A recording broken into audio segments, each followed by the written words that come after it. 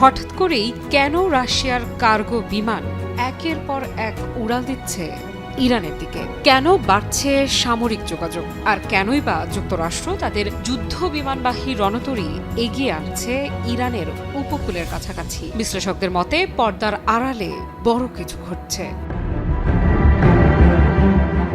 সম্প্রতি যুক্তরাজ্য ভিত্তিক সংবাদ মাধ্যম ইরান ইন্টারন্যাশনালের প্রতিবেদনে দাবি করা হয়েছে রাশিয়ার সঙ্গে বড় ধরনের সামরিক চুক্তি করেছে ইরান। প্রায় 500 মিলিয়ন ইউরোর এই চুক্তির আওতায় ইরান পেতে যাচ্ছে 500টি ভার্বা পোর্টেবল লঞ্চ ইউনিট এবং 2500 9M336 ক্ষেপণাস্ত্র। রাশিয়ার দাবি, ভার্বা হচ্ছে তাদের সবচেয়ে আধুনিক ম্যান প্যাডস, যা ড্রোন, ক্রুজ মিসাইল, এমনকি যুদ্ধ বিমান ভূপাতিত করতে সক্ষম।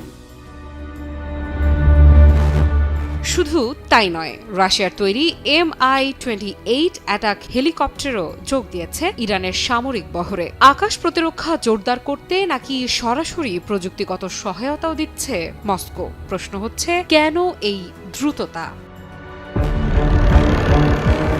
পটভূমিতে রয়েছে ইরান ও ইসরায়েলের টান টান উত্তেজনা। গত বছরের সংঘাতে ক্ষতিগ্রস্ত হয়েছিল তেহরান। এবার যেন প্রস্তুত হয়ে নামতে চায় তারা, আর সেই প্রস্তুতিতে পাশে দাঁড়িয়েছে বন্ধু রাষ্ট্র শক্তিধর রাশিয়া। এদিকে সমুদ্রপথেও বাড়ছে উত্তাপ। আরব সাগরে অবস্থান নিয়েছে মার্কিন যুদ্ধ বিমানবাহী রণতরী USS আব্রাহাম লিঙ্কন। পাশাপাশি বিশ্বের বৃহত্তম রণতরী USS জেরাল্ড আর ফোর্ডকেও এগিয়ে আনা হয়েছে ইরানের কাছাকাছি জলসীমায়। ওয়াশিংটনের বার্তা স্পষ্ট, চাপ বাড়ছে।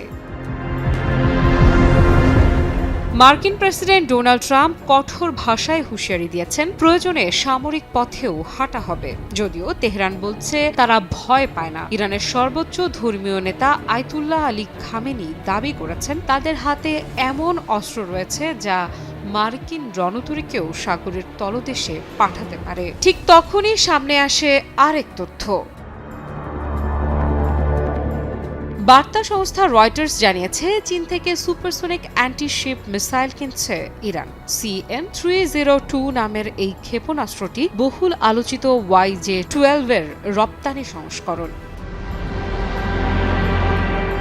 এই মিসাইলের গতি শব্দের চেয়েও বেশি। সমুদ্রপৃষ্ঠের খুব নিচ দিয়ে উড়ে এসে শত্রু জাহাজের রাডার ফাঁকি দিতে পারে। এর পাল্লা প্রায় 290 কিলোমিটার। স্থলভিত্তিক মোবাইল লঞ্চার, যুদ্ধ জাহাজ কিংবা যুদ্ধ বিমান সব প্ল্যাটফর্ম থেকেই নিক্ষেপযোগ্য। অর্থাৎ ইরানের উপকূলের বহু দূরে অবস্থান নেওয়া শত্রুপক্ষের রণতরীও আর নিরাপদ নয়। তাহলে কি বদলে যাচ্ছে শক্তির ভারসাম্য? JBS holdings limited. একদিকে মার্কিন রণতরীর আকাশ ভিত্তিক আঘাত হানা সক্ষমতা, অন্যদিকে তীর ভিত্তিক সুপারসোনিক ক্ষেপণাস্ত্রের সম্ভাব্য ঢাল। এর সঙ্গে যুক্ত হয়েছে রাশিয়ার এয়ার ডিফেন্স সহায়তা। রাশিয়া, চীন ও ইরান তিন শক্তির ঘনিষ্ঠতা কি নতুন ভূ রাজনৈতিক সমীকরণ তৈরি করছে? যুক্তরাষ্ট্র ও ইসরায়েল কি পাল্টা পদক্ষেপ নেবে, নাকি শেষ মুহূর্তে কূটনৈতিক সমাধানই রুখে দেবে সংঘাত?